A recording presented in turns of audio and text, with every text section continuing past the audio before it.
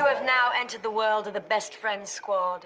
And when you have friends that are this best, you feel unstoppable. So prepare to surrender to the power of friendship. Because we're going to take over the world. Like, actually, we are actually going to take over the world. Well, just look over there. When my friends and I stick together, there's nothing we can do. And when I say that, I specifically mean we're gonna stage a coup. With the power of our gossip giggles, we'll storm the Pentagon. Then celebrate with bottomless mimosas on the White House lawn. We're gonna braid each other's hair, then cut each other's braids, connect the braids to build a rope to hang all of Congress. Squad goals, stay together forever. Squad goals, get control of the banks. Squad goals, don't let a man come between us. If he does, shoot him in the head. Oh, Friendtopia, a dystopia around our friendship. Friendtopia, our manifesto is fun, sing us out. I was hungry before, but it is now past tense. I am no longer hungry. Penbagger-Diggly. Pengraggly. Gossip Girl. Spoiler. Gossip Girl. And again, I've been watching Gossip Girl. Watched some the other day. You're still doing it. Yeah, for sure. It's not super regular. It's just like whenever I feel like I pop on some more Gossip Girl. Have you watched Wednesday yet? I'm not going to get around to that. But I watched some Gossip Girl, and it's always so funny. There's two things that are very funny about Penn Badgley's character on TV's Gossip Girl.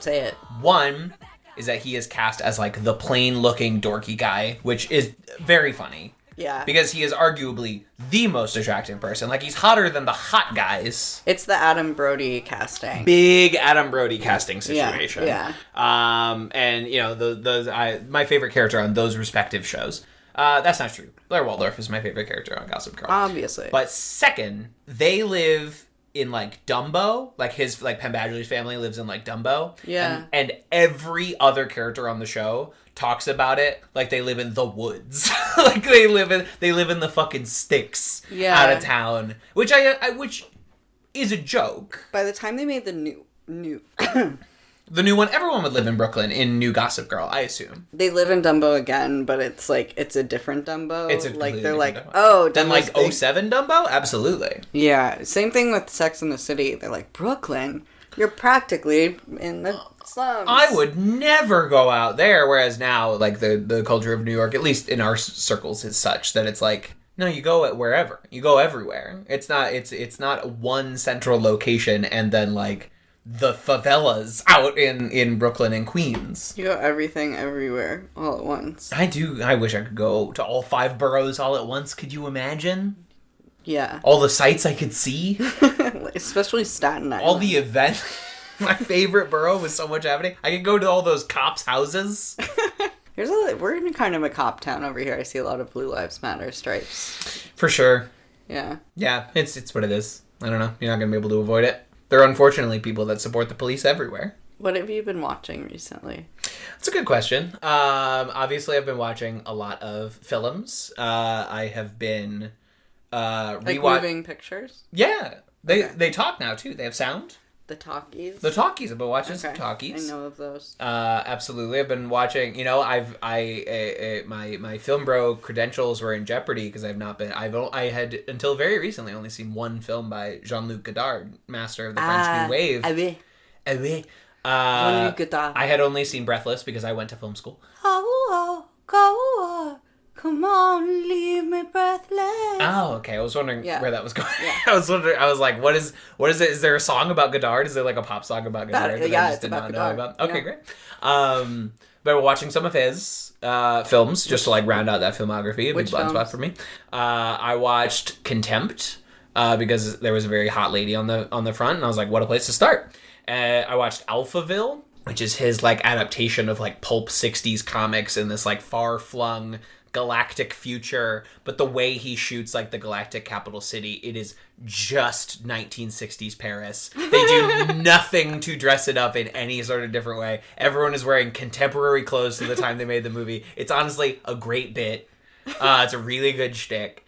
I also recently watched A Woman is a Woman, which is sort of like if you shot a musical, but whenever someone was about to start singing a song, you cut around it. Like, everyone behaves as if they're in the dialogue scenes of a musical, but they just cut around all the songs. Like an edit of, like, no gay stuff. You know what I mean? So that was very fun. It was a very fun movie as well. Those sound good. They're good. I would recommend them. They're on the Criterion channel. A fun challenge would be like finding the right song to fit for 100%. what was cut out. From like standards, in the way they do like, you know, like all that jazz where it's like they just took pre-existing songs and put them in the musical. Just do that, but with jukebox. A Woman is a Woman. But like a jukebox for like every song. Yeah, absolutely. I think we could do it. I think if we went back through, that one was very like silly and very fun. I enjoyed that one a lot.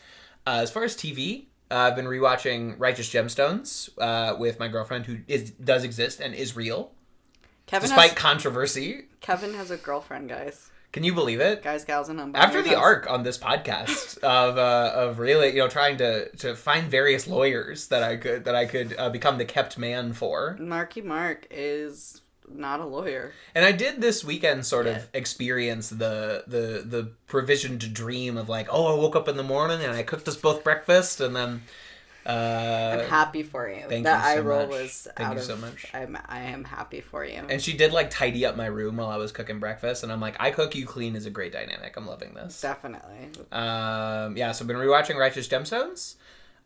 New Ted Lasso just dropped. I'm waiting to watch that because I don't have Apple Plus right now. So you're waiting until you can just do it all. Yeah. Completely understood in the streaming era. The premiere was interesting. I'm interested to see where they're going with this season.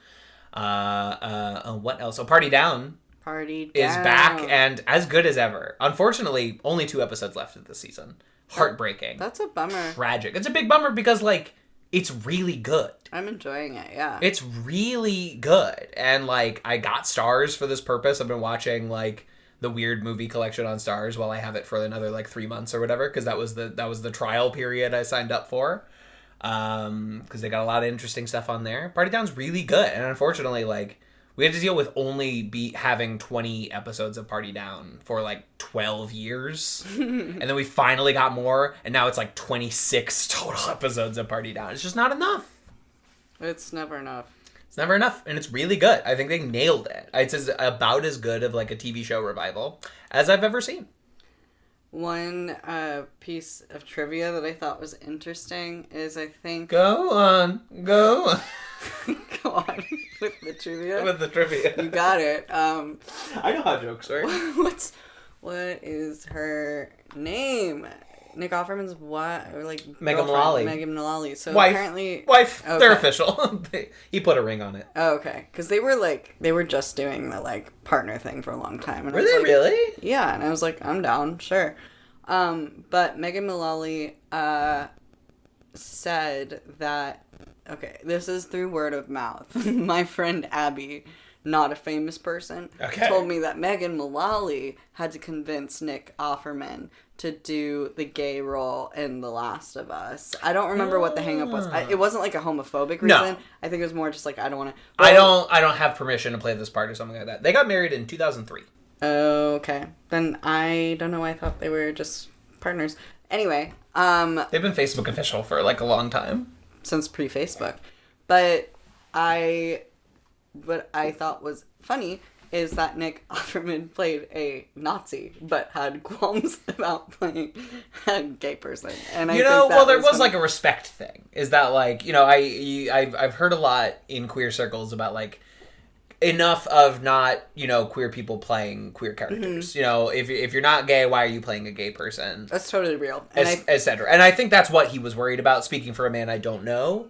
Whereas, like, who cares if the Nazis feel respected? Yeah, that's what I thought. It was just a funny... But it is funny. It was to hear it so, like, close to each other. Like, I think I watched the episode close to when I was watching The Last of Us. It was very fun. That was a really good episode of Party Down. I know we're just talking about how good this season of Party Down has been. But, like, the Nazi luncheon... was so funny. And the Shrooms episode what's funny fucking is great. Being a sober person, like, it's sometimes not it for me to whatever. But that was, for some reason, while I had never did shrooms, it was exactly what it was like when I was high. Like, everything that was happening, like, high with weed, everything that was happening in the episode, I was like, this is what it was like. When Saxon is running around and like live streaming and like getting lost, that does sound like something that would have happened to you. And just being like snail, like, and like just focusing on like one word, and that word, like, it was like a really funny like improv it looked like they had so much fun that day. They had so much fun filming on set, you know. And it's great to see Jennifer Garner doing shit like that, you know. Let me tell you, because we were all bummed when we heard Lizzie Kaplan wasn't coming back for Party Down season 3, and we were all bummed when we heard that J-Lo and Ben Affleck were back together. I wasn't bummed. I said good for them. Good. If they're happy and they're married now, you know what I mean? Like they made it official. I think it's beautiful that they came back to that later in life. You know what I mean? Great. I'm still team Jennifer Garner. Well, yeah, but I think listen. Okay. When Jennifer Garner and Ben Affleck were together, I'm listening. Ben Affleck was going through some problems. Yes. Some very public substance abuse issues. Some very public depression issues.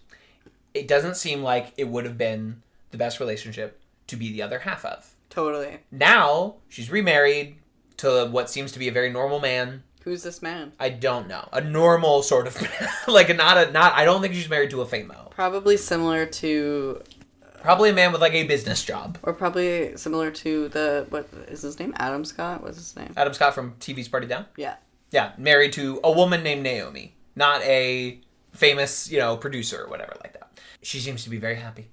She has her kids. She's happy. I think being Team Jennifer in this scenario was getting Jennifer Garner out of that relationship. And then Ben Affleck was on his own. He could heal. Now he's ready. He could be in a relationship with J-Lo. They both ended up happy. And Garner is great on this season. She's so funny. Good. She's so winning. And we haven't talked about James Marsden. James Marsden. Marsden. Showing up in the first couple episodes of this season. He's so hot and he's never aged. He really hasn't. He's got the Hollywood juice. You know what I mean? It's so weird because you would think that he would have booked and be in more things because of how hot and ageless he is. He's always working. He's working, but if you look at his IMDb stuff, it is not what you would expect. It's not A-list material. Obviously, he did Sonic 1 and Sonic 2 as human friend of Sonic. My apologies. Yes, of course. You know what? I mean, it's not the best part in the world playing Officer Tom Wachowski, who is Sonic's friend / adopted dad, but bet that check clears real nice. No, I'm sure he makes a lot of money. I'm surprised just based on his, specific look that he hasn't done, he wasn't taken, to the Chris Pratt, to the, he wasn't taken all the way there. I mean, what happened, I mean, very early on, in, 2000, when he is, just cusping as a young actor, he gets cast in the X-Men franchise. Yeah, I remember. But he gets saddled with the party pooper. It's not a good part. And Cyclops is a great character in the comic books. In those movies, they just make him the lamest spoil sport in the entire world. It's not a fun characterization. Wolverine runs away with those movies because they underwrite every other part, and so he doesn't get any juice off of that. Obviously Bryan Singer liked working with him enough to put him in Superman Returns, but they never made any more of those. So he has been in the Hollywood picture for a long time. Obviously, he's the man who ends up with Liz Lemon at the end of 30 Rock, which is an honor and a privilege. Enchanted. He's so fucking good in Enchanted. Yeah. Have we talked about Enchanted? Not in a minute. Enchanted? Or ever. Rules. I know. It's really good. I'm always saying Amy Adams is incredible. James Marsden is incredible. It's a great movie. Idina Menzel, Patrick Dempsey. They're also good. Yeah. Those two are the stars for me, but I get you. No, but they're in it. They're in it, and they're in it to win it. Yeah. They're in it. They're in the film. That movie did not get enough at its time. It really did not. I mean, it was a big hit. They did recently make a sequel, but fuck if I'm gonna watch that. Fuck if I'm gonna watch Disenchanted. I mean, really, peace and love to all who are in it and all who love it. But Disenchanted is of Enchanted. Yeah, they just made it earlier this year or late last year. They put out a sequel to Enchanted. Isn't Disenchanted that cartoon show? I'm seeing a... Yeah, you're right. There is a Netflix show called Disenchanted, but did they not also call the sequel to Enchanted Disenchanted? Weird. With Maya Rudolph as an evil queen, which sounds great. It. Wow. Yeah, that's Disenchanted. Yeah, they. I did not hear about this. You didn't hear about Disenchanted? No. Yeah. No one told you about this? No, I'm gonna go watch that. For sure. It's on Disney Plus. Oh, here's a killer. It's 2 hours long. Perfect. No, sequel to Enchanted should be a tight 90. What's Enchanted 1? Pause. Everyone hold your breath. The first Enchanted, $147. So 10 minutes shorter. Okay. There must be... So yeah, you can go. I'm sorry no one told you about the sequel to Enchanted. The long-awaited sequel to Enchanted. I think Amy Adams' character is a little evil. She gets like a spell put on her. So she plays a baddie. They're like, you are, an Academy Award nominated. Many times over. You can probably do a little twist. You can probably play an evil queen, which is a role that only the top brass actor is capable of playing. Playing multiple levels of really good princess and really evil queen. We can probably give you a twist on the ingenue. Like, twist! She can probably handle it. Yeah, I think Amy Adams might be, unfortunately, out of her ingenue era. Aww. She is in her 40s. Yeah. I think the ingenue period, it elapses for everyone. The ingenue window doesn't stay open forever. Did you see Sharp Objects? No. I saw pieces of Sharp Objects. Nice. Fragments. Nice, little sharp edges of... Like glass. You know what was pretty edgy? These episodes of Crazy Ex-Girlfriend? Yep. Nice. Speaking of ingenues. Yep. Like from the theme song. Yeah, we watched a couple episodes of Crazy Ex. A couple of weird ones. A couple of oddball episodes. You thought these were pretty strange. The first one was really strange. It has always been a strange episode to me. The Burning Man? The Burning Man. Maybe it's just like, listen, not all things are for all people. You tell me about a big Burning Man style festival, I go, honk shoe, I want nothing to do with this. I'm going to bed. And so that's not crazy for me. And then like drug trips in movies, I'm always like bored to tears, where it's like, oh, you're on a wacky drug trip. I don't know where you're going with this. Booksmart? Party Down. Yeah, but they didn't do the drug trip, like, I'm seeing crazy things. Oh, like change the style. A squirrel is talking to me. I think that was actually smart of them. For sure. That would break the reality of Party Down. That they didn't do the... Yeah, like, Party Down has never... Like, they have a very uniform visual style of Party Down, and they've never deviated from it. Yeah. And I think that would have supremely broken the structure of it. Yeah. Yeah, so I don't like drug trips because they're always boring. And they're like, look at all this wacky shit. And I'm like, it's the same shit that everyone's been putting in movies for like 50 years. Like, there's nothing new you can do with the drug trip. Don't care about Burning Man. And what else is happening? Oh, and everyone's being like a little baby about their like relationship or whatever. Like, Daryl's being a big baby about like the fact that his boyfriend has dated other people before, and I'm like, come on, everyone. Also, they say Josh Chan like too much, 1,000 times, and they're naming it, but they're still doing it, and by that point, it's like, please, can we move on? Please. Just anything else. They're establishing this girl thing, but like the hijinks of it all, it's like quite a stretch. It's quite a stretch. So yeah, to summarize, at the end of the previous episode, Rebecca and Heather had seen Valencia getting some donuts, and they're like, "What's going on? We haven't seen Valencia this whole season, and now she's eating donuts. That's so un-Valencia." And then more like fat references again. A lot of weight references. Very obsessed with the weight. Yeah. Rebecca constantly making comments about Valencia's weight. Yep. In a way that simply feels disrespectful. Yeah. Whether you're complimenting someone or not, it's like, okay, enough. Yeah. It was obsessive. Rebecca was kind of really pushing some lines in this episode specifically. Oh yeah. Let's see what, and so she convinces Valencia to go to Dairy Queen, like you would cartoonishly trick a fat person to go to Dairy Queen. She then, instead of going to Dairy Queen, drives out to the middle of the desert to a festival, a Burning Man style festival. I feel like we're taking some real allowances with TV structure here, that Valencia did not like demand to be let out of the car as soon as she found out she was not going where they thought they were going. That she was cool with it all the way out to the desert, emerged out of the car, not even a little mad, really, just like a little annoyed. Whereas like if someone told me we were going to DQ to get some blizzards, to get some chicken strips, and you instead took me out to the middle of the desert, I would say I'll be pissed. I saw that you watched Waiting for Guffman recently. I did! Where Parker Posey works at the DQ. My favorite Dairy Queen reference in all of media. I don't think there's a better one. Obviously. What could possibly be a better one? Whenever you say Dairy Queen now, it's Parker Posey talking about, like, people come through, just get some Cokes. I always got a home at the DQ. Had you seen you'd seen Waiting for Guffman? No. Really? First time. Because that's one of my favorite movies. First time. I'd seen Best in Show. Yeah. And I'd seen Mascots, the Netflix original Christopher Guest film, where he reprises that character very briefly. Yeah. It's not good. It's really bad. Yeah, I know. But I'd never seen Waiting for Guffman. What about Spinal Tap? I have seen that. Yeah. That was a Rob Reiner joint, but Christopher Guest is in it. Yeah. I've seen Spinal Tap many times. I've seen Best in Show a number of times. Yeah. I've never seen A Mighty Wind. Yeah. Gotta get on that. I think I need to revisit that one. Maybe we'll rent it sometime. Waiting for Guffman's from Blockbuster. Yeah, for sure.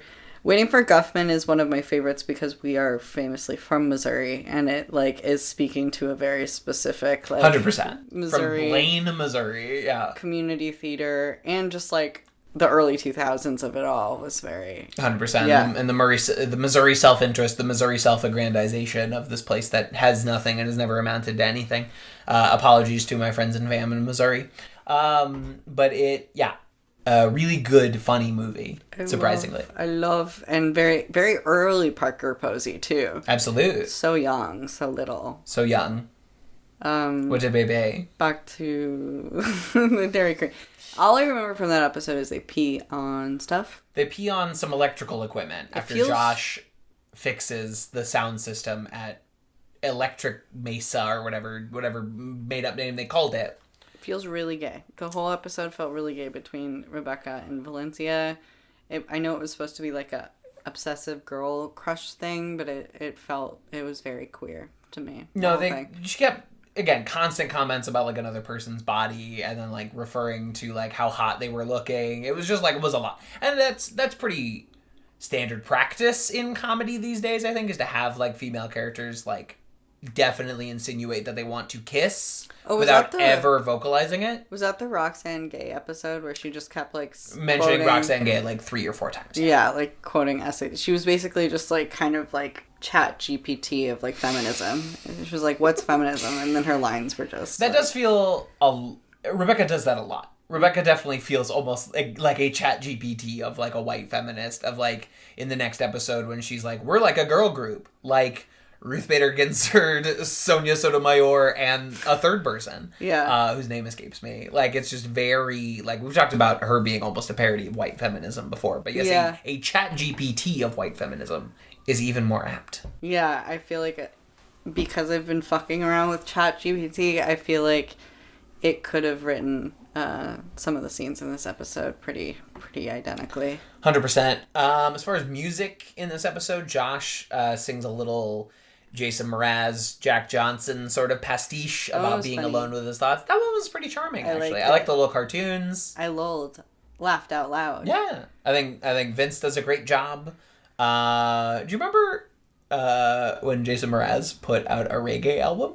I think I listened to it. What are some of the songs?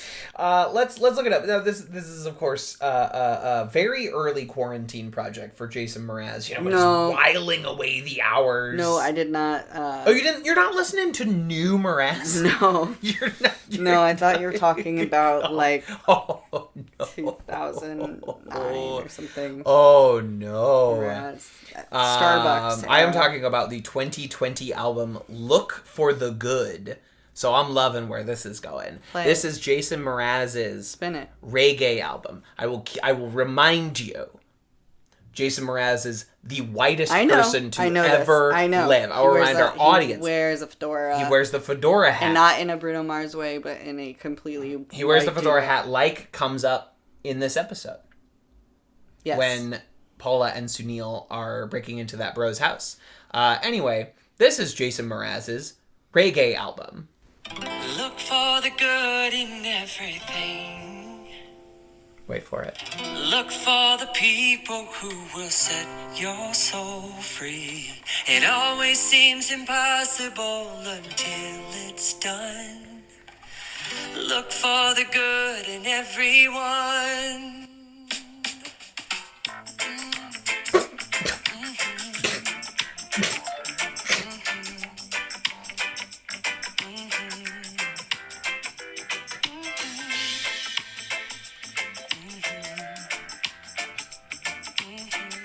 Where are the steel drums, Jason? I know you have them.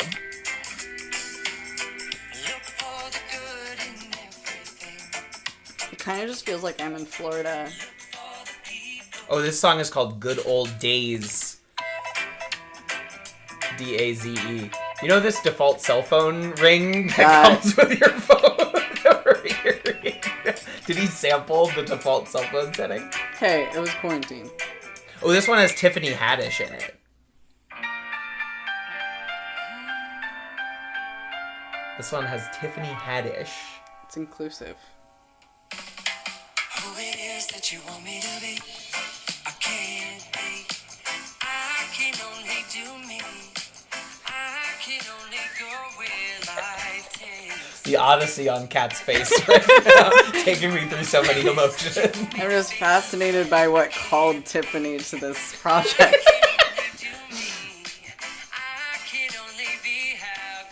It's like not computing. I'm missing something. How Tiffany Haddish got involved in this? Yeah. Oh, to be a fly on the wall when they're putting in those conference calls. There's some. Hey, Tiffany, we'd love to have you on this project. There's some personal life experience that is missing for me. Like maybe Jason Mraz like saved her life. Yeah. It was like Tiffany Haddish was drowning and Jason Mraz like was boating by. Or like godfather of her children, or her sister is dating his brother. I don't know. Oh yeah. Maybe they're neighbors. Could be. And during quarantine, you know, like you make friends with your neighbors, but you didn't get too close. No. No, they recorded from a distance using that fancy microphone setup situation you explained. I'm gonna try to find Tiffany's contribution. God, I hate this. Oh. I found it.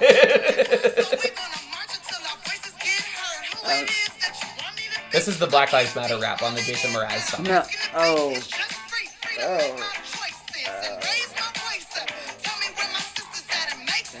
I love Tiffany Haddish. She's great. You do you, and I do me. Together we make harmony. Oh, God. This is what I remember of Jason this era.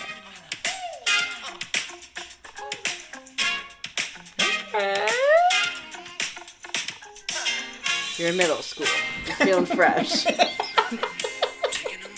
You lick your fingers and smooth back your eyebrows. You put on your first fedora. And you go to the 8th grade dance. In my defense, I've always hated Jason Mraz. And I just feel justified now.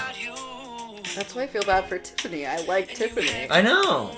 But I'm sorry you besmirch Tiffany in your mind. Just a little asterisk there. That was nothing to me. You know what I mean? When you hear a song, you're like, this isn't anything.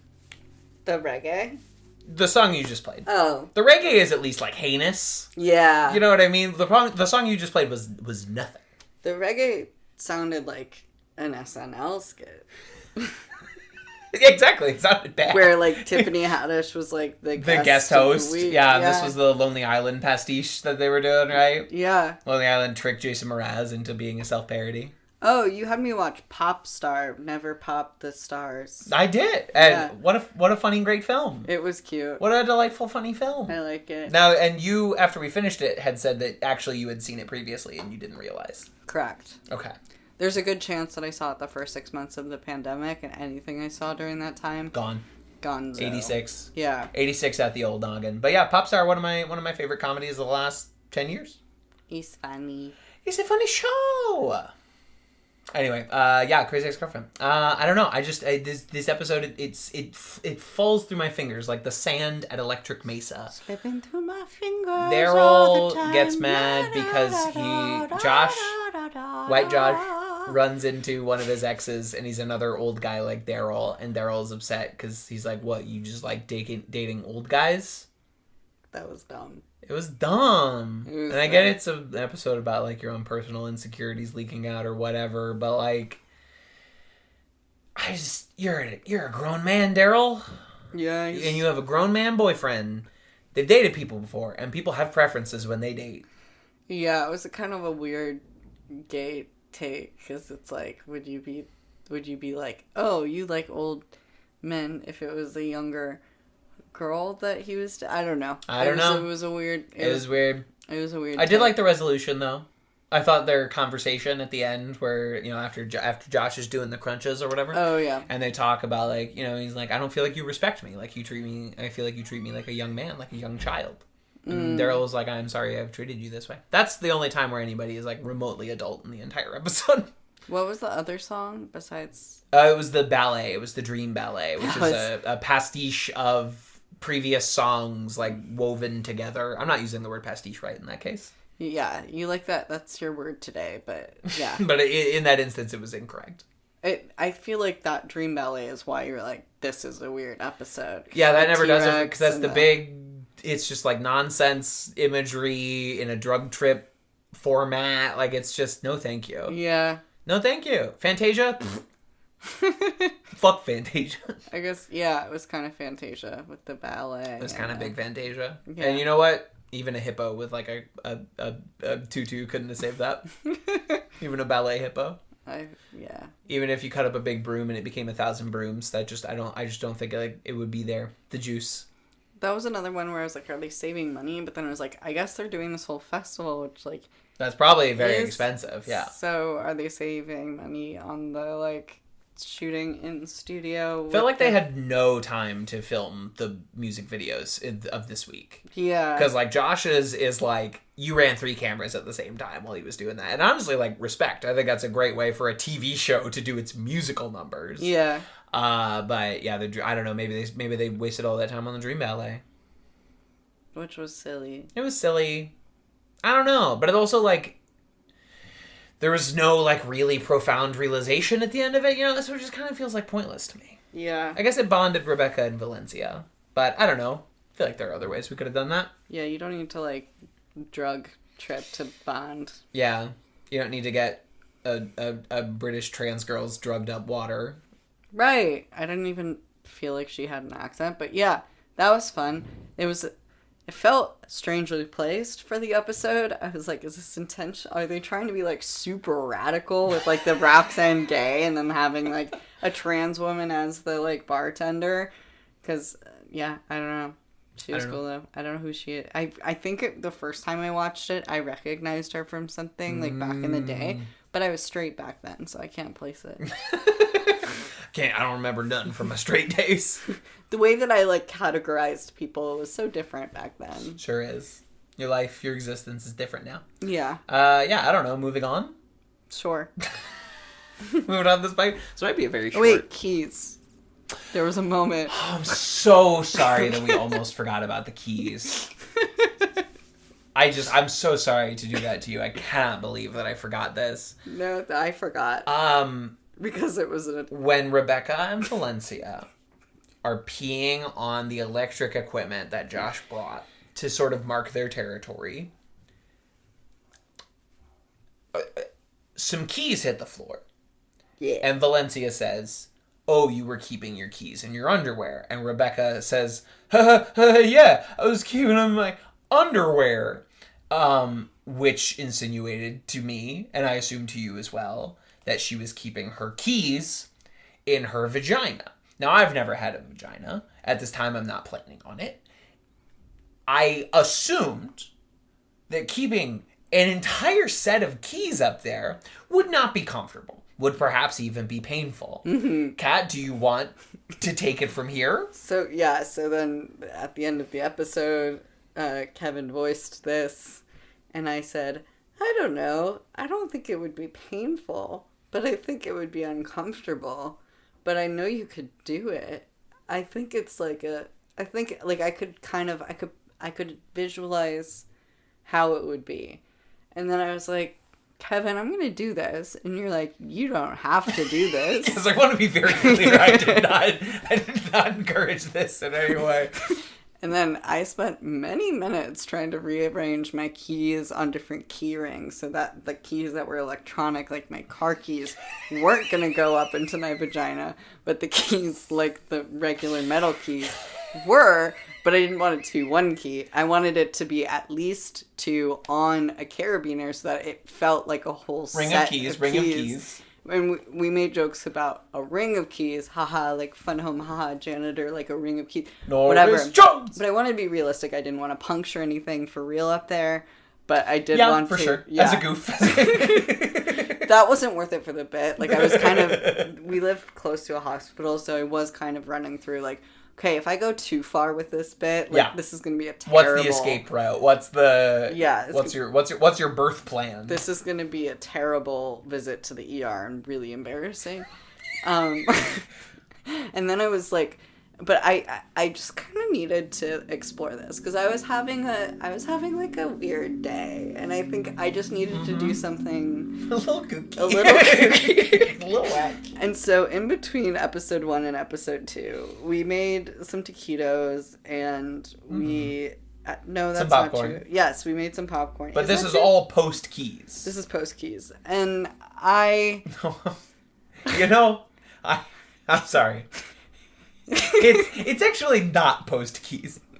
No. Because halfway through the second episode of Crazy Ex-Girlfriend, I really thought you knew this. I thought I communicated this to you, and that was the funny part. I thought you were just like, wow, and then you just let it go, and I was like, I guess these are just gonna be up here until I think of something funnier. No, I thought you put them up there, they came right back up. Absolutely not. No. No. So I arranged the keys in a particular way, and then I spent about 5 minutes in the bathroom, maybe longer, squishing them up there, and So originally I tried to do like one, and then another one, and then like put the carabiner, and I was using the carabiner carabiner. I was using the carabiner. You put a carabiner. Yeah, that one. It's hanging. It's drying. It's hung up like laundry. I used the carabiner like a tampon string. So I did one key. Very smart. Very smart. I did one key, and then I was like, this feels like it might actually like scoop something out it's not supposed to. And then I was like, haha, I'm gonna prove to Kevin, who did not challenge me in this way, I doubted you, of course. And then I was gonna like bring up like, people give birth out of these. I should be able to shove some keys up there. That's a 1-to-1. So I put one key up, and then I tried the other key, and it was hard to get the angles. Then I decided to put them together to make it more like girthy. So it was like 2 keys at once. Instead of like key, it was like keys together. Then I was afraid it would like pinch the skin in between it. And I was like, I hope that doesn't happen. You don't want that. So I pushed it, and then it angled it, and then the carabiner, I couldn't get the carabiner all the way in without it pushing all the way out. Because then my body started being like, what the fuck are you doing? Hey. And so it was kind of fighting against me putting the keys in. It was trying to push them out at the same time. And then there were these like... I'm picturing like the Osmosis Jones like city inside your body. Like this is DEFCON, like the rushing forces to the base. Like the mayor is sitting in your brain going like, what the fuck? But I think the part that I enjoyed the most was like the noises that way. There was very ASMR quality about it. There was like... You should have uploaded that audio and just be like, eating ASMR. Like, no one would know except for you. Like, no one would know. Keys up the pussy. So far. I would do it for OnlyFans, for real. Hey, listeners, reach out if that's something that's interesting to you. Now I know. And Cat accepts money. So then I came in, and I was so proud of myself. I was like, like my keys are in my coot.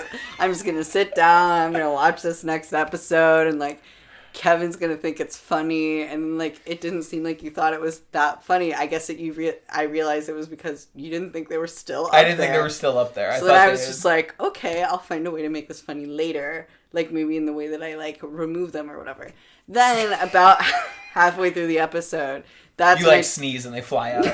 That's what I did to Kevin. I'm like, I think I'm good. And the reason that I thought I was good is there was a temperature change in my coot that was happening. There was some sort of like you're hot and you're cold, chemical reaction to the metal. Maybe there was something. My body was keeping score. And I was like, okay, yeah. What did we say about our boundary about doing this? We're not going to the ER. So then I was like, okay, time to remove them. And then that was when it was revealed to Kevin that they had been there. They had been there the whole time. We'd watched half an episode of Crazy Ex-Girlfriend while they were up there, while they were rocking. I knew I could because I enjoy like the butt plugs with the little like gem on the end.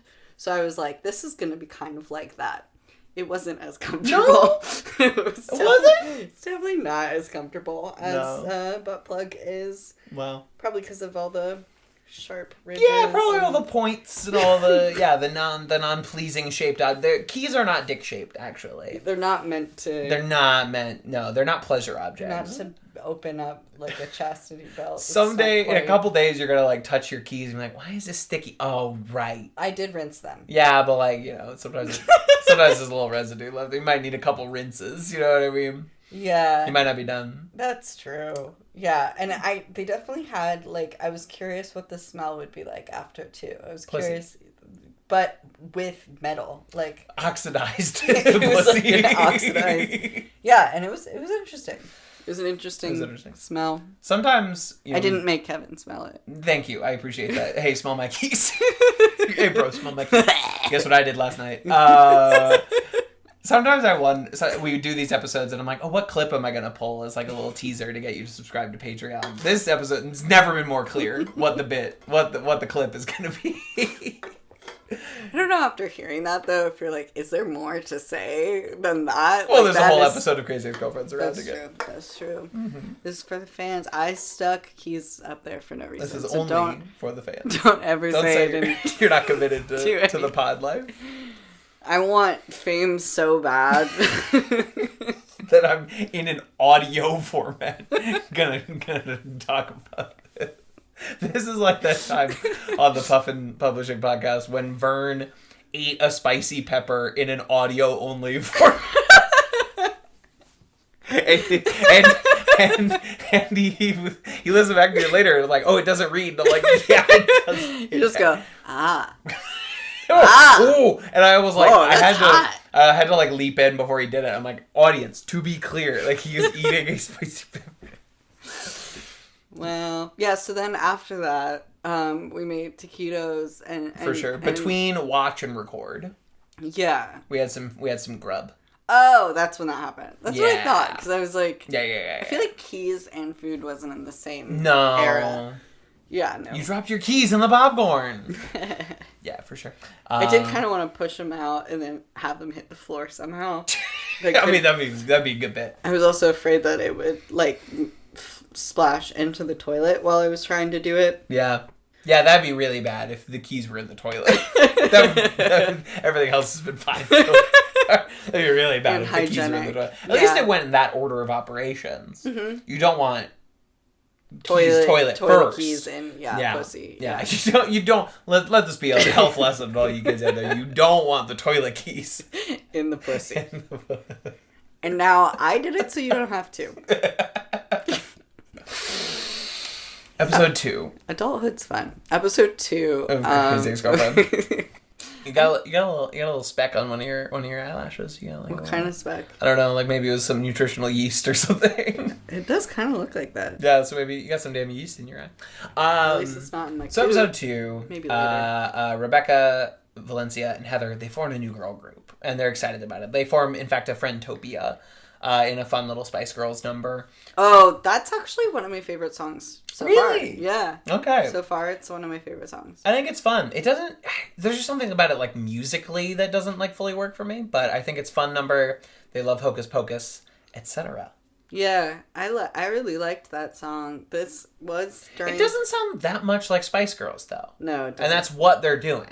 Yeah. So maybe that's where it doesn't connect for me. Yeah, it's not really giving Spice Girls tonally, but then they're doing a Spice Girls vibe. Like, they're obviously dressed like Spice Girls. Like they're referencing and they're doing the accents like Spice Girls. And they keep doing zig zig ah. Yeah, but the song isn't really anything like it. No, as someone who did recently watch Spice World for the first time and podcast about it and had a great time. Yeah. What's the concept of that? So like your babies watching... We watch movies for babies. We watch movies for children or people with child minds. Oh, okay.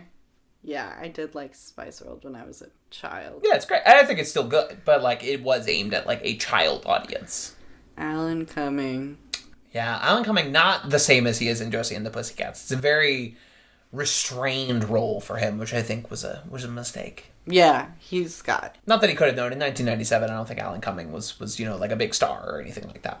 Yeah, he was just at the Pre-X-Men. Yeah, and Spy Kids. And Spy Kids. He was not Floop just yet. He had no Fooglies. I recently watched the Floop video of the song, the Floop song. And like where you dreamed a dream? Yeah. Yeah. And it really holds. It holds over time. It holds over time. Those thumbs. Still work. Do you remember the sexy female nurse thumb? No. Where it's made out of like skin. It's not even, she's not even, okay, so it's like one of these ways where like we've really done something to the female body where like we can't even let like the female nurse thumb be made out of thumbs. She has to be made out of like pinky fingers with red fingernail polish. Oh, that's silly. What?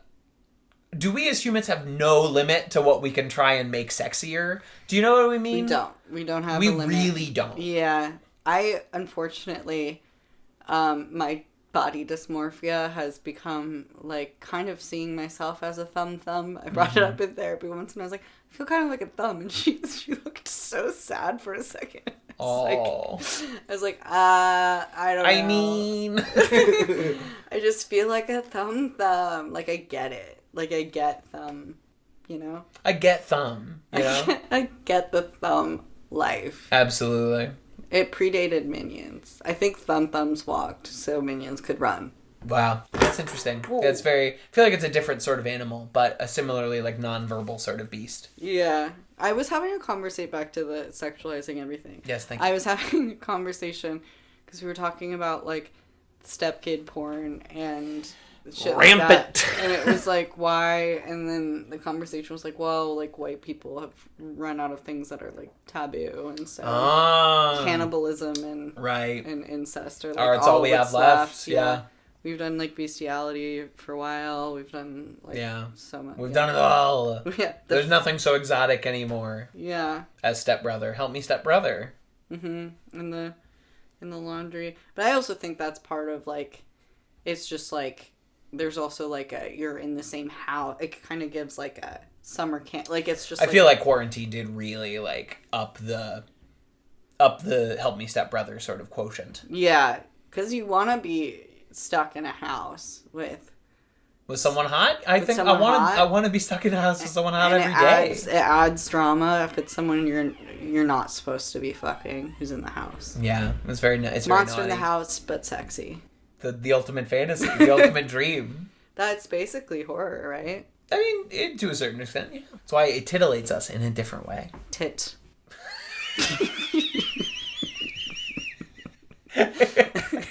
Tit. You said tit. Sure did.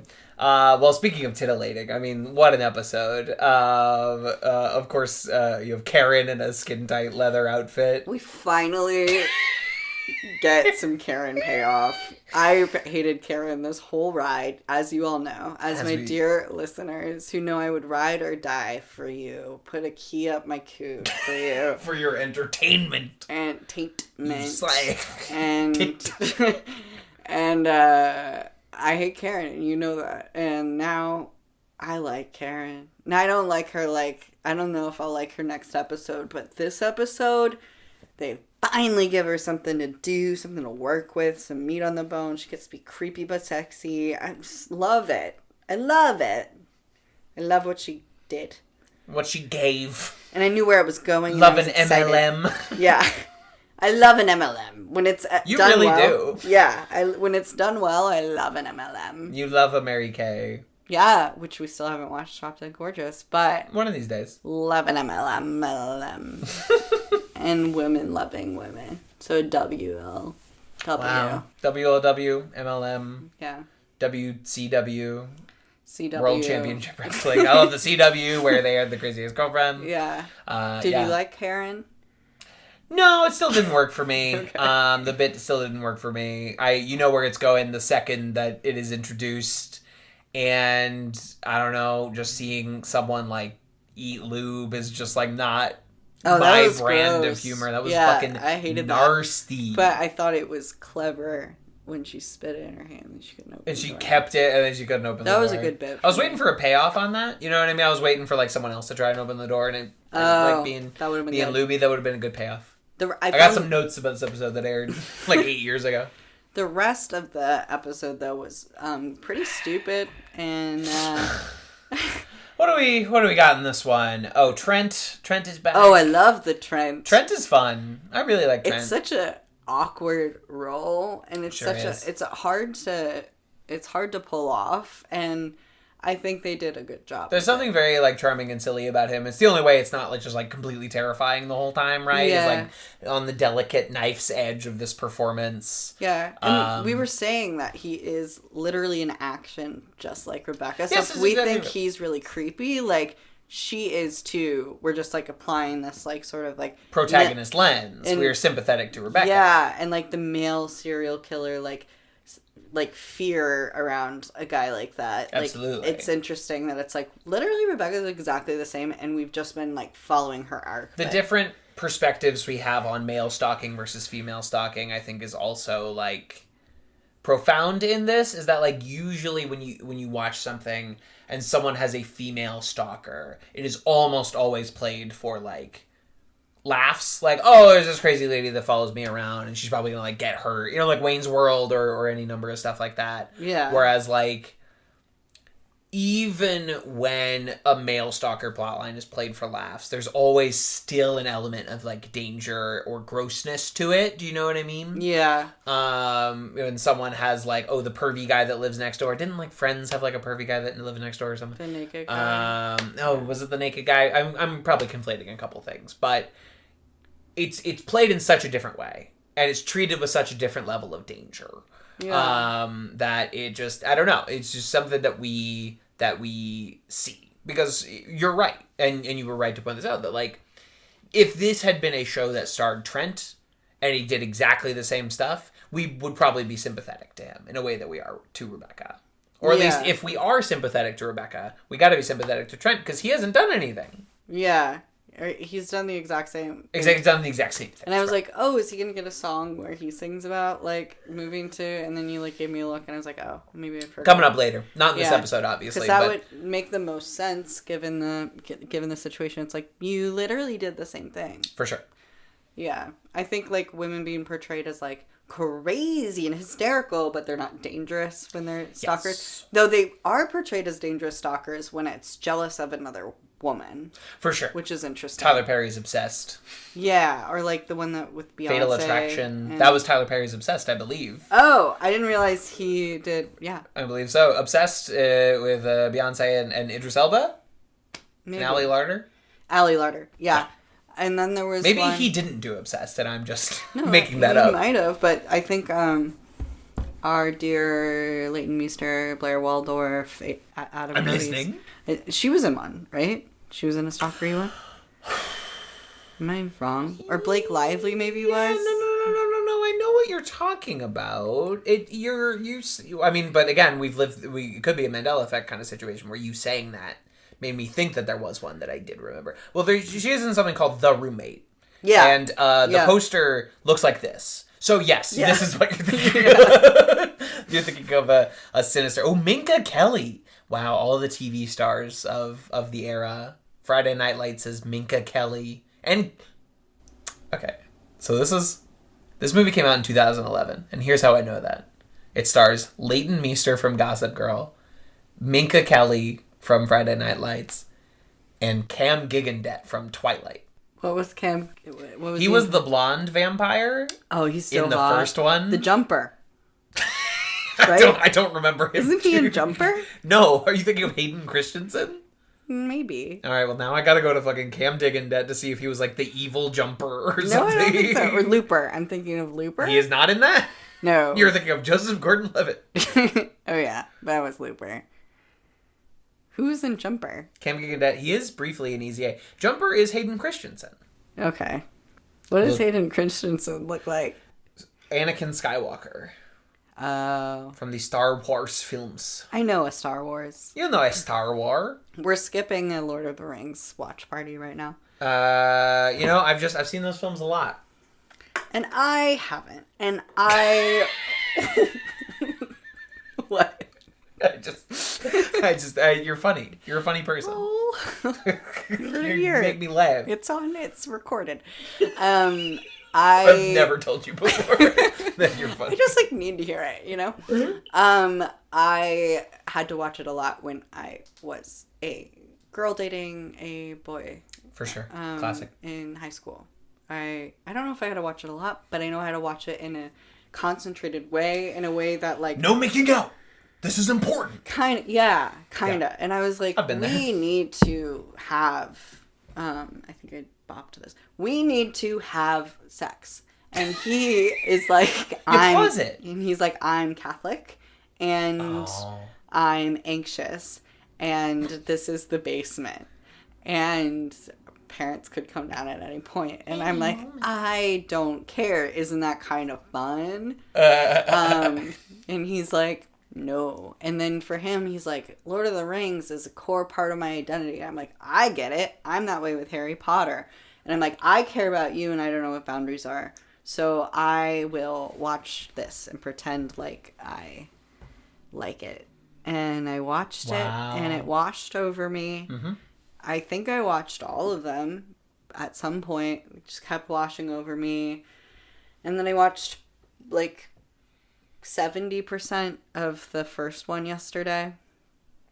And I knew going into it. You weren't vibing, you weren't rocking with the Shire? I knew going into it. I'm like, I think things about this are iconic. Like, Gollum, iconic. Gandalf, iconic. Frodo and Sam, gay as fuck. That's so fun. Orlando Bloom, like, hot. Like, there's Kate Blanchett, exciting, hot. Like, there's things about it that Absolutely. are, like, fun, Hot cool, people, exciting, hot. Yeah. But watching it in linearly, it was somebody who's going through something, who was hosting it. Mm-hmm. I don't know if they're a listener, but they're going through something, and you're being non-specific about everything. You're cool. You're chill. Yeah, and I just wasn't in a place where I felt like I could. I'm not in a place where I can receive hobbits right now. No, it was where I wasn't in a place where I could. I didn't want to like stand there and justify my stance on, which is very lukewarm, on Lord of the Rings. Sure.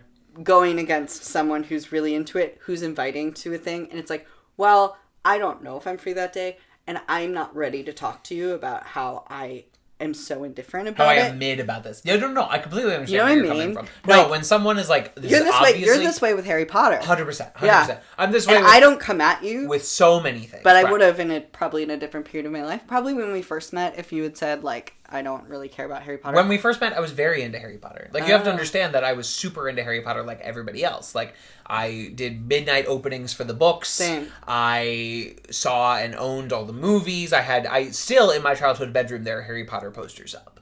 You know what I mean? I have two tattoos. I was as into it as everybody else. Okay. But then I became an adult and all that shit happened with J.K. Rowling and I said, well, I don't need this anymore. Ally. Yes, exactly. I said like, okay, this baby shit, I don't need this anymore. That's the difference between me and other people at this moment with Harry Potter. It's not as if I don't like other baby shit. Okay. Yeah, that makes more sense. I think I was really insecure about you being more like woke about not liking Harry Potter. Mm-hmm. And then I was like, oh, but it's such like a painful, tender place. It's like why I'm gay. Like it shaped me as a I didn't. Harry Potter's not why you're gay. Yeah, it is. No, it isn't. Yes, it is. Those are the most straight-washed books of all time. That's no, not why you're Harry. Or maybe it's why I'm trans. Harry really helped me like figure shit out. Okay, I'm not gonna take away from your identity. And I also didn't kill myself because of Harry Potter, which is a little much to put on any media, obviously. But knowing that about myself, I wasn't ready to go up against someone who feels that way about Lord of the Rings and just be like, I didn't want to have to debate. I was so tired from like all of the thesis-y stuff that I wasn't ready to be like, you're right. No, you're right. No, I know you're right about this thing and this thing. No, there are definitely topics I avoid with certain people or events that I don't go to because I'm like, I know this is super important to you. I don't like or care about this thing at all. And there's a really good chance that you're going to have a huge response if I say, like, right. And so, like, and it's not as if I'm being silenced, but, like, I don't feel comfortable, like, experiencing my own emotions in this space, so I'm just going to avoid it. I'm just going to completely circumvent it. I completely get that. Because I'm like, I don't want to have a fight with you about this. I don't want this to become a thing. Luckily, it was this, I am not romantically, like, attached to someone who feels this way right now about Lord of the Rings. And I might be. But I don't have the emotional bandwidth today to have those conversations about Lord of the Rings. I understand. And I'm going to say it here. I feel empowered to say it. I think the acting is bad.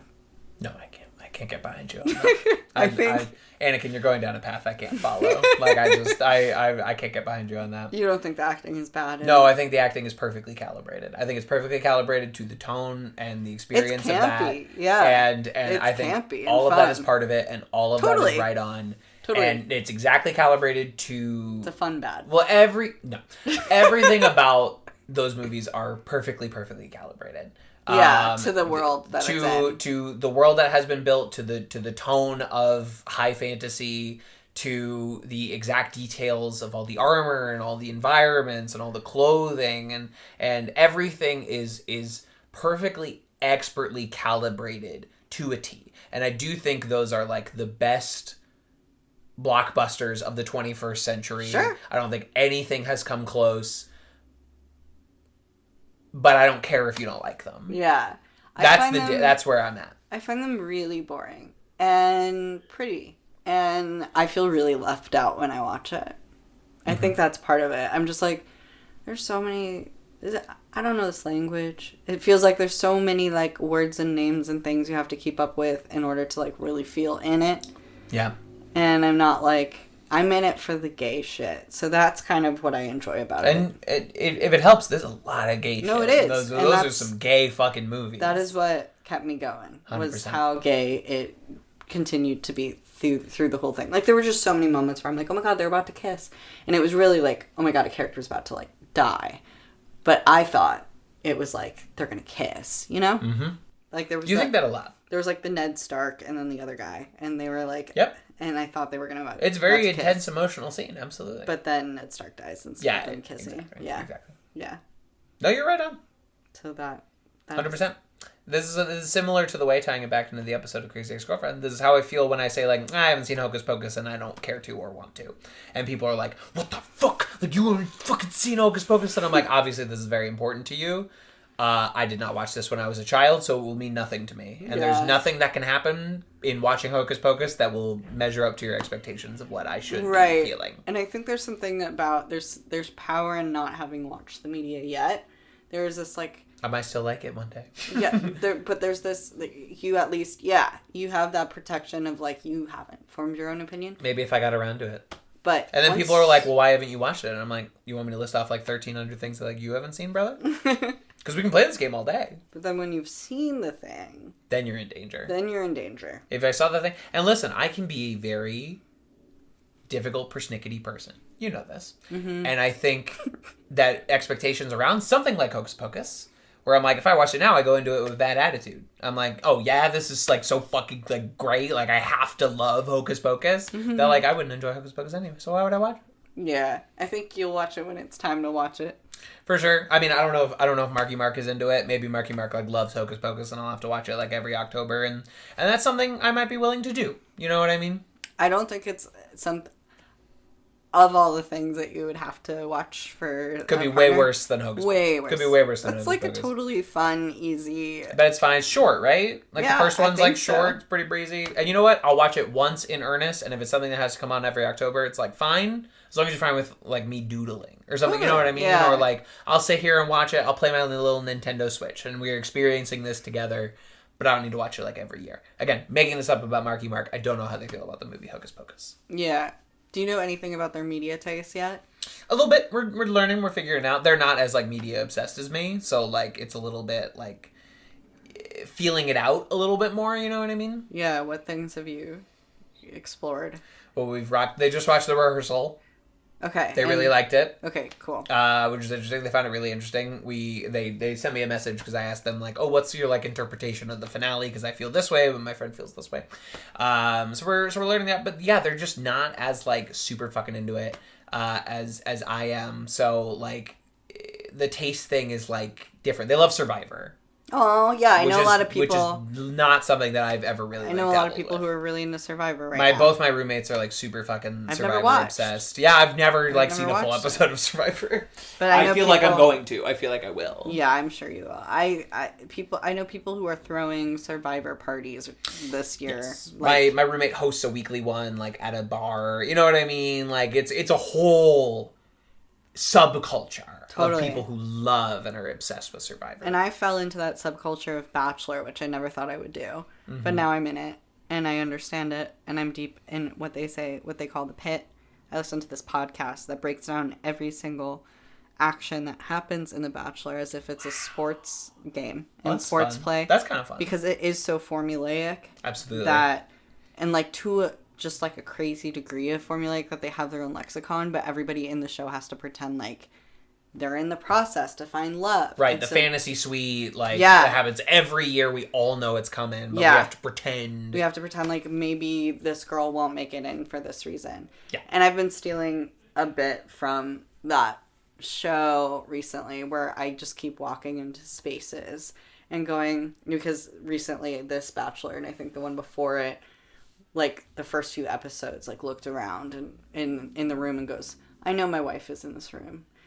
And so recently I've been going into spaces and being like, I went into like a young person's AA conference in New Hampshire, and I walked in and I was like, I know my wife is in this room. And then I went to my first strip club last night and I was just like, I know my wife is in this room. Maybe your wife was in both rooms. I bet. That'd be sick. A sober stripper? Oh my god, best wife ever. Or a sober person who loves strippers. Well, I was with a bunch of sober people who love strippers, so... Anything's possible. But they weren't at the conference. I don't know. But maybe they were. Maybe they were, and I didn't see them. Exactly. You just didn't clock it. But I listen to this podcast every week that like breaks down every single thing in The Bachelor and has like lexicon for it. They have like a creature of the week. They have a most valuable player. They have face play of the game. They have These are great. Yeah. That's very fun. It is fun. Yeah, and they wrote a book, How to Win the Bachelor, and apparently someone this season was caught reading the book in the show, but they didn't. They edited it out of the. That's kind of incredible. Yeah, that's kind of amazing. Is there like a video version of it? Because I would love to see them like actually draw on like like sports commentators do. Okay, yeah, interesting. Anyway, Crazy Ex-Girlfriend, everyone's being like a little baby or whatever. Rebecca has a friend group and Paula has a new friend, and like we are adults who just like cannot deal with the fact that like our friend has another friend. Like very high school. Yeah. And like the drop that like Paula got an abortion and Rebecca handles it terribly. Which they've been couching for like a few episodes. Yeah. Like obviously that's some kind of like building thing. But we're doing this, like, TV protagonist thing where we're, like, making our friend's abortion all about us. You know what I mean? And I'm just starting to get sick of... I'm sick of protagonists. Yeah, only ensemble shows from Dude or antagonists only. Crazy Ex-Girlfriend has made me only want to watch ensemble shows now. But I prefer an ensemble show. Oh, you know what I loved? What? Which we're going to learn for the live show. When they did the dance. You loved the Maya. I love the Maya. I like that these two are, like, having fun Finally. together. Like, yeah, we're not doing the... so annoying. They finally burst that bubble. We're not doing the Jerry thing with annoying. Esther Pavinsky. Her character's name is Kate. They Maya, already did it with Karen, and now they finally are... too many Jerrys running around in one office. I'm glad that we're putting it away. At one point, Maya will call Daryl D Money. I guess she didn't do it this time, but I always think it's very funny when she calls him D Money. Yeah, it's cute. Like, in her little voice, it's very cute. They actually hashed things out because it was getting mean. It was getting stupid. Really, like, personal and mean. And she's awesome, and so it's time to watch her shine. And I'm glad we finally got there because she's stepping up. She's great. Spoilers, she'll never get a song. I think I've listened to her, or maybe I've seen her TikToks. She doesn't get a song? No, she never gets one. She participates in some group numbers, but she never gets, like, a solo song. She has a funny TikTok bit, the actress that plays her, Esther. Esther Pavinsky. She has a funny TikTok bit where she's like, I have like a bunch of hot girl friends in LA, and so I'm kind of like in the know about like what really, really hot girls are doing. So she does bits of like what like makeup and things at Erewhon, the Whole Foods of LA, and what like the hottest trends are of the hottest girls in LA are, and it's just funny because she's sort of like an insider. Oh, that's funny. She's the mole. She's the mole. The mole and the hot girls, like from the reality TV show The Mole. Yeah, which did come across the Roku not too long ago. Whoa. Across Roku City. Right now we're in Roku City space. We're in Roku space. You like Roku space. It just does space, which is nice. I feel like you could set it. Sometimes it does the city, though. Sometimes it does Roku City. Every time I'm over, it does Roku Space, which I'm fine with. Maybe I have Apple TV, so it's just like landscapes. Yeah. Just like real landscapes. Yeah, I used to have Apple TV. I'm trying to see if there's new things. But No, it's the same every time. Trust me, I've stared at this for many hours doing a podcast here. It's the same every time. It does kind of like shift, so things are happening at like different timings. Yeah. Or like the Starship Enterprise here will be foregrounded or backgrounded, but it's the same. Yeah, I was just hoping they had added things, but not yet. No. So we do a trapped in the bathroom, trapped in the closet pastiche. It was annoying. When we're trapped in the bed, it doesn't go on long enough. The bit about trapped in the closet, it goes on forever. If you're gonna do it, you have to do it a long time. And it wasn't super funny. No, it was so brief. And the lines weren't funny. No, yeah. If you're gonna do that bit, it has to be really funny. And it has to be funny, and it's. Doing a parody of Trapped in the Closet is really tough because it's something that's honestly wilder than whatever parody you're going to put on. So it kind of defeats its own purpose. Yeah. You're never going to top Trapped in the Closet. That's not one of my favorite Weird Al songs, Trapped in the Drive-Thru. At least he commits to the running time because that song is like 12, 13 minutes long. But it just, you're never going to be crazier than Trapped in the Closet actually is. Yeah. Where like, little people strippers are leaping out of the closet like that's who was hiding there. Like it's just you're never gonna be wilder than it. Have you ever been even try? Trapped in a not like? Have you ever been trapped in the closet like in my small town in Missouri where I didn't feel like comfortable being myself? Is that what you're talking about? No, like a literal closet actually. No, I have. Normally, when if I'm in a closet, I go, ooh, I can open that back up. But you've been trapped in the closet. Is it story time? I guess I don't know. I mean, I don't know if high stories are funny, but the key one was pretty good.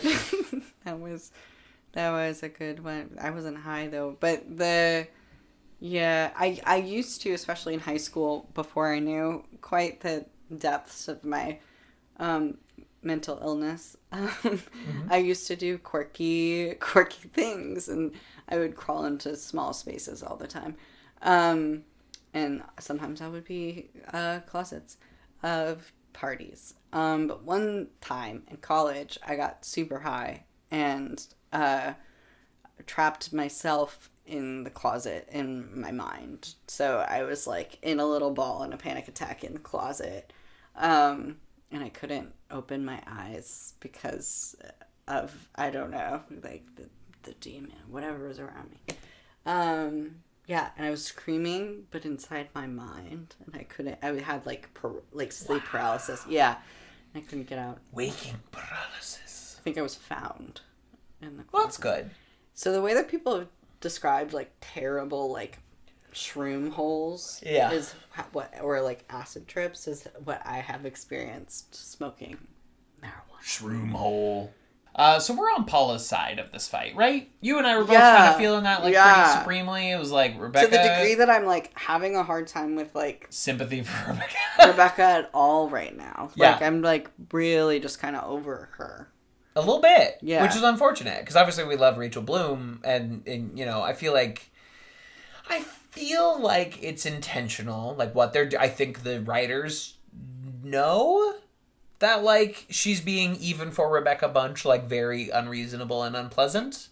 Or that it's gone on for like too long for anyone to like put up with. Exactly. We've kind of like crossed some sort of threshold here, but like these two are having a fight.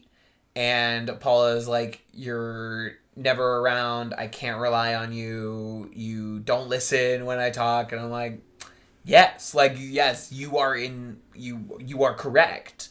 And we kind of like, it's not as if Paula has never done anything wrong, but like we kind of addressed that last season, you know, like we really, with the capers and the schemes, like and her taking it too far, and I feel like we really addressed that. And so now it's just like Rebecca just being like a jerk, just being like a bad friend, just being not around or attentive. Are capers like the little green guys? Yeah, are they related to the to schemes? To schemes. Yeah, every time you do a caper is created. Okay, so that's where they came from? That's where they come from, and that's why they're so sour. Because their schemes gone wrong? Because their schemes gone wrong. Okay. Because they're plots that have spoiled. I love a caper with a lemon chicken. It's really nice flavor. Or like, if you get a bagel, lox and cream cheese. Can't. Some well, yes. Well, if one does. I'm allergic. Our beautiful listeners. It'll kill me. I'm not going to give you this bagel. Even though you're begging for death, please, you can kill me by allergic reaction with a bagel and lox. I know that's how I'll go, so you might as well, just now. Release the suspense. It sucks though that I know I'll probably die of something that is just so simple in this life. Just food. It's so annoying. But so it goes. That'll be a terrible way to die too. Absolutely. Yeah. Unpleasant. Nasty way to go. Nasty way to go. But yeah, Rebecca threw the worst party of all time. And she's like, Paula, you didn't even give this party a chance. And I'm like, this was... Not a party. This is not a party. And it's not the attendees' fault if you throw like a bogus ass night. You know what I mean? Yeah. Like, you got to eat your own mistakes here. And like, Paula did her best. Yeah.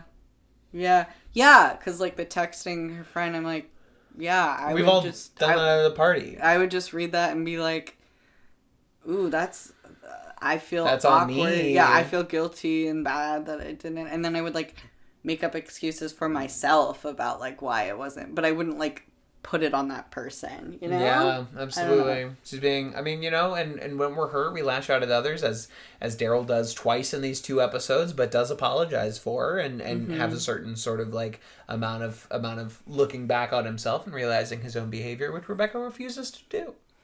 Yeah, character development is good in shows. Big fan. And stuff. I'm getting bored though. Yeah, a little bit. I do like Valencia's fun arc. I'm excited. I think so. Yes, the way they're playing Valencia is not understanding like what fun is or how people interact. Yeah. And like asking is like, oh, is this normal at like a girl party? Like terrible events happening and spooling out. Yeah. It's very funny. It was that killing is me. funny. And relatable. I felt through the trans and non-binary lens. Absolutely. Constantly. Is it? I was wondering when it was happening. I'm like, is this a little like autistic coded? Do you know what I mean? It's definitely what I think in some ways it is, or at least neurodivergent or masking or like that is how I experienced girlhood, was being like, is this what we do? Is this what girls do? Is this what we're okay? Girls just want to have fun, you say? Is this when I call you yeah, bitch? Like I felt like I was acting all the time and was like, is this when we are we giggling? Like that part I was like, yeah, like I get it. Yeah. Yeah. Very fun bit. I think it's a fun character trait for this character who really wasn't allowed to be fun or funny for like a whole season. That like we're making her into a character. Yeah. A character that we would like to follow. And I think we're both ready for like a Rebecca Bunch paradigm shift here. Yeah, and she's a great sport considering how fucking annoying Rebecca is about being everything. Given. Now Valencia is like the fun one to watch. Absolutely. With Heather too. So you're just like, oh, these two are fun while Rebecca is like insufferable. Being annoying. Being a tough person to be around. Yeah. And she keeps talking about Josh. I'm sick of hearing about it. I'm so sick of it. I know the characters are also sick of it, but like I and the audience also have to hear it. Yeah, exactly. So yes, this was not the best 1-2 outing in the Crazy Ex-Girlfriend canon, but no. If memory serves, we got some good stuff coming up. We got some good stuff coming around in the hopper. I don't have a memory for anything right now of the canon. So I mean, I did watch this all like a year ago. It was recently the 1 year anniversary of my having COVID. That's why we did this. The whole time. Forgot about that. Ain't that something? Congratulations. Thank you so much. I You saw made it. pictures of me in like COVID hotel, like the leper colony. I had like my huge shaggy beard, and I was like, "This is wild. This is a different person." That was also like the very end of COVID hotel. You caught like the very. I got end like of it. the last booking. It was so crazy. It was like done later. That I got it like early March. That it would happen like late March. They like dissolved the whole thing. Last man of COVID. Which hotel. honestly, like, You I should don't. write a weird Last shining. Yeah. A weird shine. Yeah, someone also pitched me like, a romance like in COVID hotel. Yeah. Which could have been fun. Like, you meet, but you have masks. Like, who is this person? Yeah. You meet at outside time, which you have 3 times a day. Socialize you like a dog. Basically, yeah, they let you out in the yard 3 times a day, basically. Where you could walk out in the front of like the LaGuardia Airport Hotel, like just doing little laps around or whatever. It was the LaGuardia Airport Hotel. Mm-hmm. That's where it was. Yeah, it was right because it was just convenient because I lived in Astoria, so it was like a very quick taxi ride over. Damn.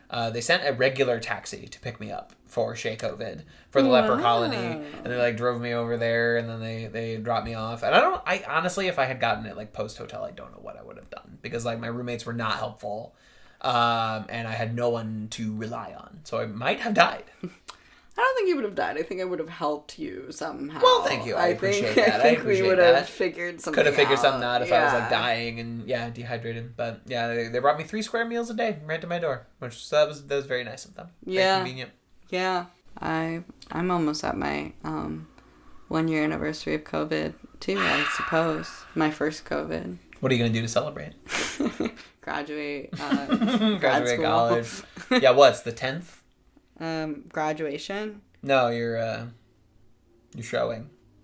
Oh, April. Yeah. Yeah, April 10th. Yeah. March 10th has come and gone. Yeah, but May, like... Is Gradu. Yeah, May is graduation. So yeah, that's my plug. If you want to come...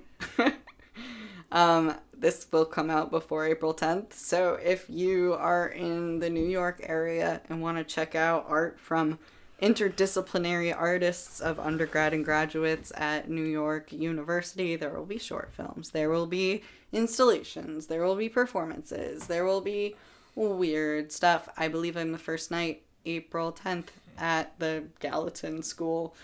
Yeah, just like Google. If you want to see School. something from Cat Cooter Keys Scott. Yeah, maybe that'll make its way into the into art somehow, and you'll have to find it. It'll be an Easter egg. You'll have to find the for all key. the real fans. You'll have to find the cooter key. Yeah, I don't know what's gonna actually make it. I cried today famously, which is one reason why we're chilling today. Absolutely. I was crying earlier over trying to figure out how to do 3D modeling without any computer engineering, anything, not even a gaming background at all, nothing.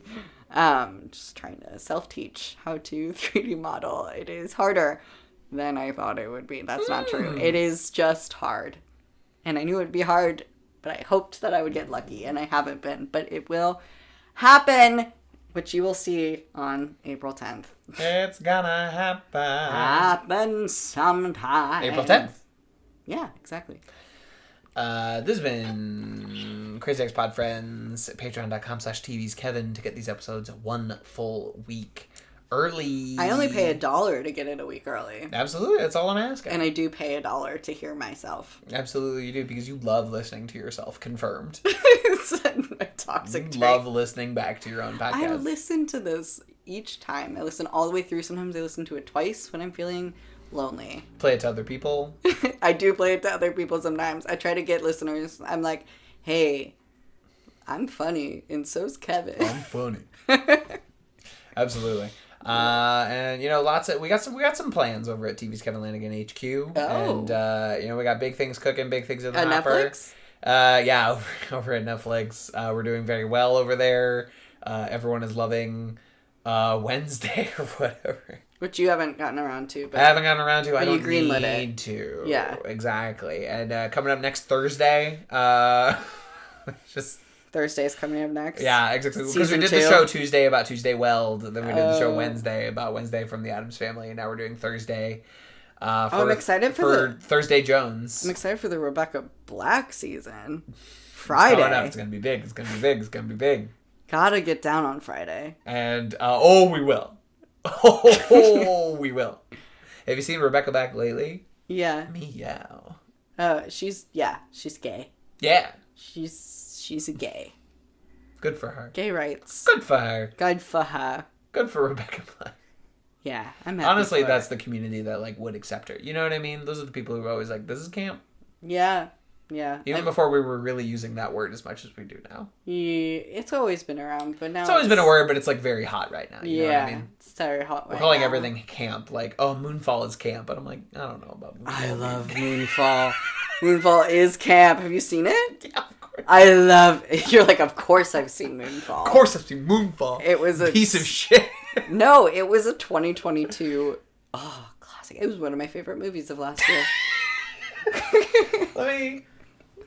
Let me for fun see what the Rotten Tomatoes score is. No, I'm gonna pull up the TV's Kevin Lanigan letterbox list for 2022 if that's okay with you. Sure. And I just want to see where Moonfall's at. I just want to see how it shook out for our friends on the moon. I just want to see. It's so good, guys. You should see it with friends. Bring the bros over. I saw Moonfall. I saw it with friends, and we all conspired. Like we were the only ones in the theater, and then there was another group of friends who were like the only ones in the theater. So us two groups were the only ones in the theaters, and one of us broke the ice at some point and started laughing at the movie, and then we all felt safe. So then we all were able to sort of like heckle at the movie as if it was like a midnight rowdy show, like a The Room situation, and then it was so great. Letterboxd average rating 2.1. Yeah. I saw... That's not good. It's great, though. I saw 59 movies in the year of our Lord 2022. You did. Guess where Moonfall's at on the list? Probably 58, 57, right? Yeah. Okay. It's real good. But you didn't enjoy it. Real good. You didn't enjoy it at all. Not really, no. There's no part of you that took, like, any joy out of it. No, I don't even think it was fun bad. I think it was just regular bad, in my opinion. It was such fun bad. I'm so happy for you. I was yelling to the skies after, like, this is amazing. You were looking at that moon. You say, stay up there. It was definitely better than Cocaine Bear for me. But I remember nothing about Moonfall. I remember none of the plot. Zero of the plot. I know the Moonfalls. Cocaine Bear, which I remember some of the plot of Cocaine Bear. I remember the body count, and I remember like the different groups and stuff. But also, I saw Cocaine Bear within the last month. I saw Moonfall. Sure. Well, in Moonfall, there was a secret robot world inside of the moon. That's right. Oh, genius. Cut. Well, I don't mind being alone. No. I'm not afraid of what enters my mind when I'm so low. I'm fully capable of taking advantage of this time. No, I don't mind being alone with my thoughts.